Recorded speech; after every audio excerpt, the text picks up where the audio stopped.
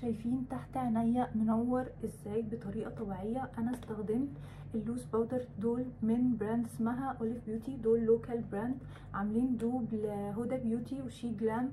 اللوز باودر بتاعتهم اللي لونهم بينك، وهم عندهم تو شيدز، في البينك وفي اللايت بينك. انا هجرب معاكم الاتنين النهارده.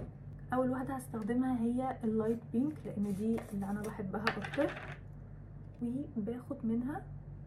ودي احسن طريقة ان انتوا تستخدموها بيها، ما تعملوش على ايديكم، هتجيبوا من تحت تطبطبوا وتطلعوا بالبودر على فوق.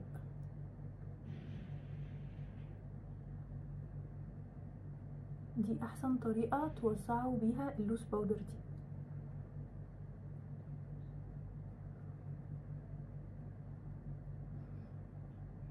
شايفين ادت ازاي اضاءة على طول تحت عينيا، ناعمة جدا تحت العيون. ودي الشيد بينك، بستخدمها برضو بنفس الطريقة.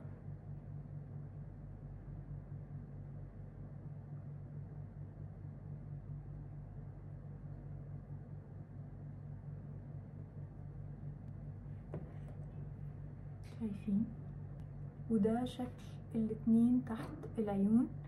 طبعا اللايت بينك دي مديه اضاءه اقوى، ولكن البينك عجباني اكتر النهارده عشان انا حاطه كريم بلاش على بينك، فمدين كده كومبو شكله لذيذ او شكله كيوت كده مع بعض. ولكن دي بيكون شكلها تدي لوك شارب اكتر. الباودر دي مش بتعمل اي فلاش باك،